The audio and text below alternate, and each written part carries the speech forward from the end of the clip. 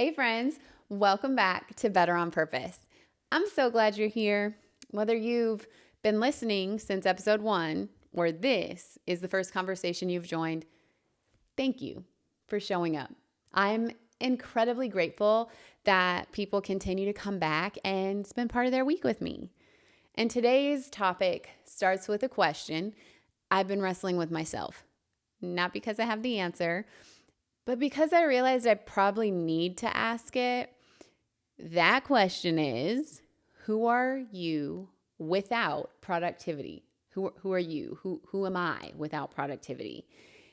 If you know me in real life, there's a pretty good chance you're already smiling because you know exactly where this conversation is headed. I've spent a lot of my life staying busy. And not just busy in the sense that life was full, busy in the sense that I've often been the person who says yes, the person who shows up, the person who responds to the text or answers the call, helps with the project, volunteers for the thing, whatever the thing is, figures it out, or squeezes one more responsibility into an already full schedule. For most of my life, if you texted me, you're probably getting a response almost immediately for as long as we've had text. If you needed me, I was usually available or made myself available. If there was something I could do, I would probably find room for it. And surprisingly, over the last year or so, that's actually changed a little. I'm a little harder to reach than I used to be. Harder to schedule time with. More likely to take a bit longer before responding. Not because I care any less. I still very much have the same heart to connect and show up where my capacity allows. But part of the reason is simply because life is full between my family, my kids' activities, work, my business, this podcast, and everything else. There are only so many hours in a day, right? And truthfully, I've never quite gotten over the feeling that there should be more than 24 hours in a day. I know that's not realistic, but I've thought about it more times than I can count because there always seems to be one more thing I want to do, one more project I want to work on, one more person I want to spend time with, one more idea I want to explore. And I've always felt like I have more interest than I have time. But part of why I'm harder to reach these days is because I've started paying attention to something I hadn't really been paying attention to before. I don't just have a full schedule. I have a hard time not having a full schedule. And the more I've thought about that, the more I've realized I am not alone in it. Because while my version of busy may look different than yours, I know a lot of people who struggle with the same thing. People whose calendars are packed, who have a hard time resting, people who feel guilty when they're not accomplishing something, people who don't quite know what to do with themselves when there's nothing demanding their attention. For me personally, I had gotten used to having something to do, and almost had to have something to do all the time. There was always another project, another responsibility, another person who needed help, another event to plan, or another goal to work toward. And for a long time, I didn't think much about it. I assumed I was just someone who liked being active. But over the last few years, and more recently, even in the last year, I started noticing something big. That when I don't have something to do, I get uncomfortable. Not every time. I can absolutely sit on the couch and watch a movie. I can spend an evening doing nothing. I've had seasons of my life that were much slower than the one I'm currently in, although honestly, it's been a while. But even in those quieter moments, there's often this feeling lingering in the background. Like I should be doing something. Like there's something more productive I could be accomplishing. There is probably an email I could answer. There's tons of projects I could work on. Definitely lots of tasks I could check off. Some sort of problem I could solve, all the things. And the more I've paid attention to that feeling, the more I started wondering where it came from.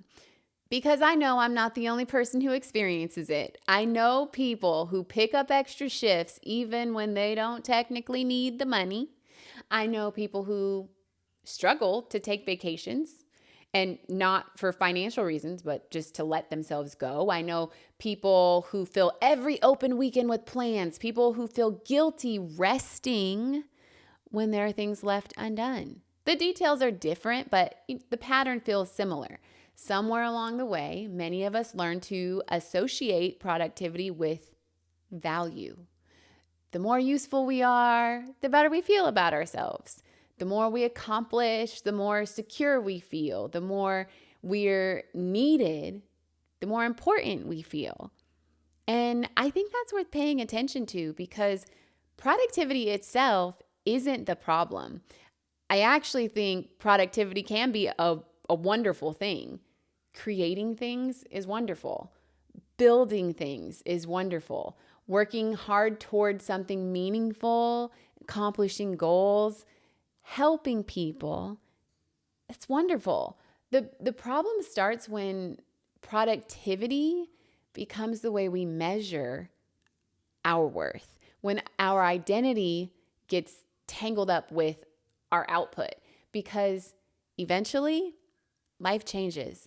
Roles change, jobs change, kids grow up, organizations move on, other people learn how to do things we used to do. And if our value is tied to being needed, those transitions can feel surprisingly personal, at least in my experience. I've noticed this in myself often, actually. In fact, it's become familiar enough that I recognize it almost immediately now. There's been moments where someone else has stepped into a role I used to fill, and my immediate reaction hasn't been relief, even when relief would have made perfect sense. Instead, it was discomfort, like a strange feeling of, well, then what am I here for? Logically, I knew my value hadn't actually disappeared, but emotionally, it felt like something had shifted.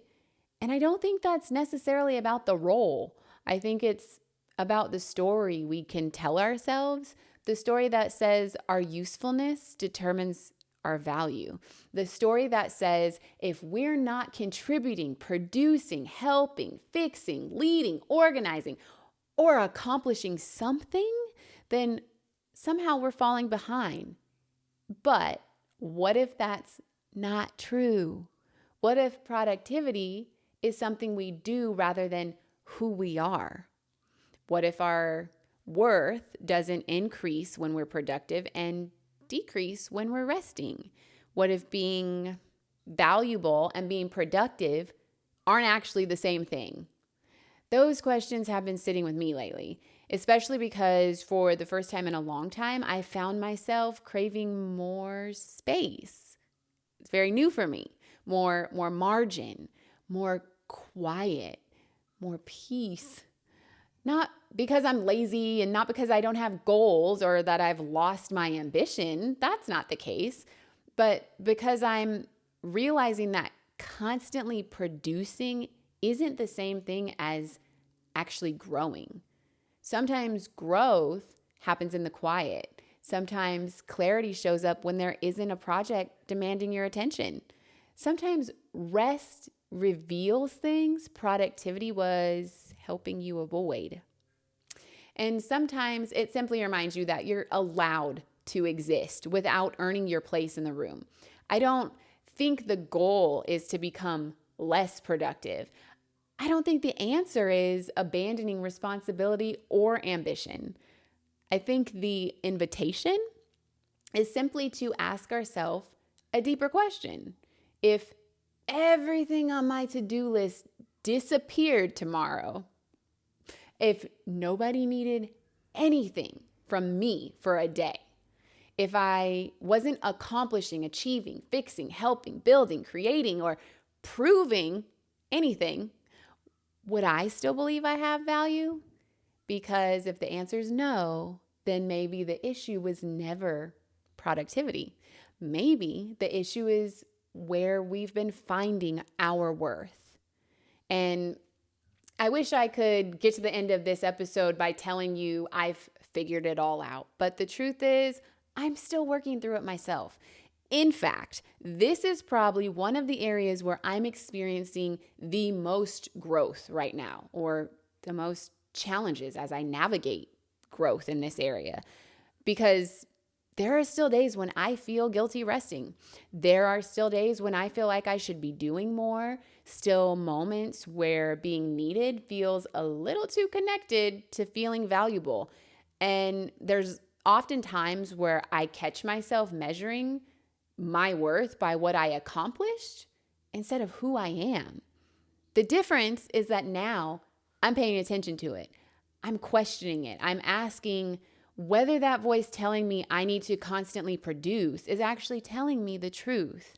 One of the things I'm learning, and honestly still fighting against sometimes, is the idea that rest doesn't have to be earned. For a long time, I viewed rest as the prize at the end of productivity. Finish the project, answer the emails, straighten up the house, help all the people, check the boxes. And then, if there's any time left over, maybe you can rest. The problem is, the list never ends. There is always another email, another load of laundry, another responsibility, another opportunity, yes, even good things, another thing asking for your attention. And if rest only comes after everything is done, then rest never comes. And that's not sustainable. I've begun to realize that rest is not the reward for being human. It's part of being human. Just like sleep isn't something we earn after a productive day. We all need sleep.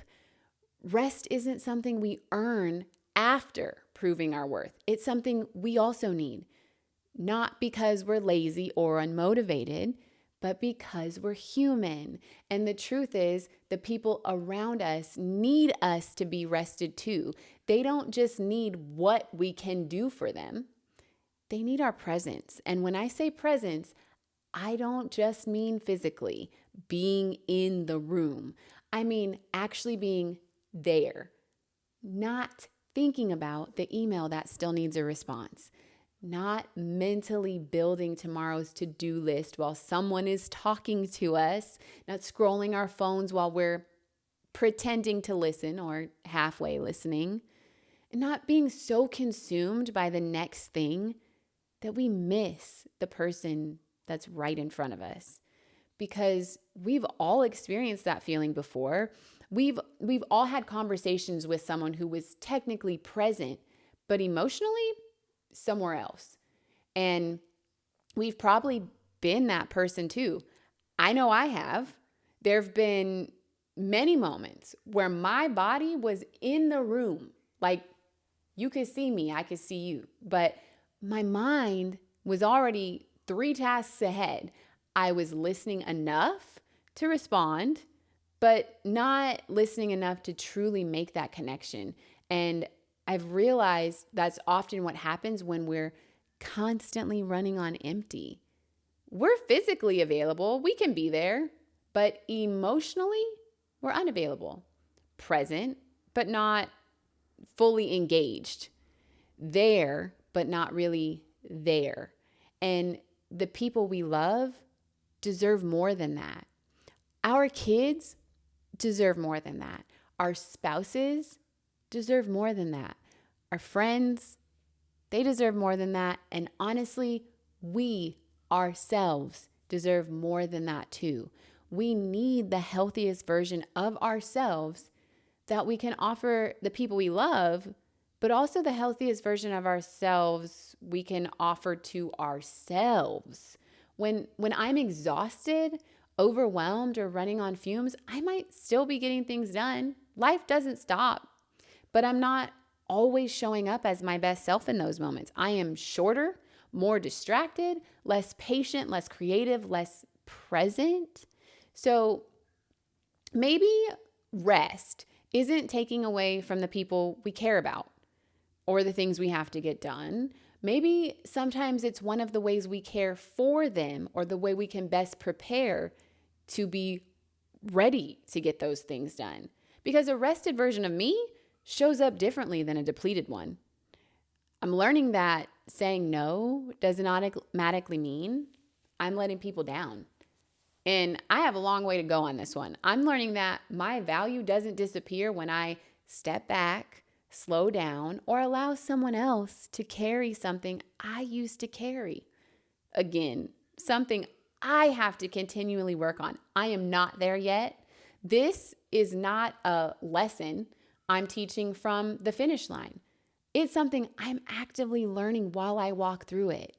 And maybe that's why this conversation felt important enough to have, because I have a feeling I'm not the only person trying to figure it out. So maybe that's where I leave us today. Not with an answer. Sorry. Just a question or a few questions. Who are you when there's nothing left to prove? Who are you when nobody needs anything from you? Who are you when the to-do list isn't finished, but you choose to rest anyway? I do not have that fully figured out yet, but I think I'm getting closer, and maybe that's enough for now. And if you're listening to this and seeing yourself somewhere in this conversation, I hope you'll give yourself a little grace, because changing the way we think about our worth doesn't happen overnight. Neither does learning how to rest or slowing down or untangling years of beliefs about productivity, achievement, usefulness, all those things that make us feel valuable. Those things take time. They certainly have for me. So if you're in a season where you're still figuring it out, that's okay. If you're realizing that you've tied a little too much of your identity to what you produce, that's okay. And if you're learning how to sit still without feeling guilty, that's okay too. Growth is not always found in doing more. Sometimes it's found in learning that you don't have to carry quite so much. Thanks again for hanging out with me today. Thank you for listening and for continuing to show up for these conversations. I genuinely appreciate it more than you know. It makes my heart smile that you chose to show up in this space, and I hope you'll come back again next week. See you later, friends.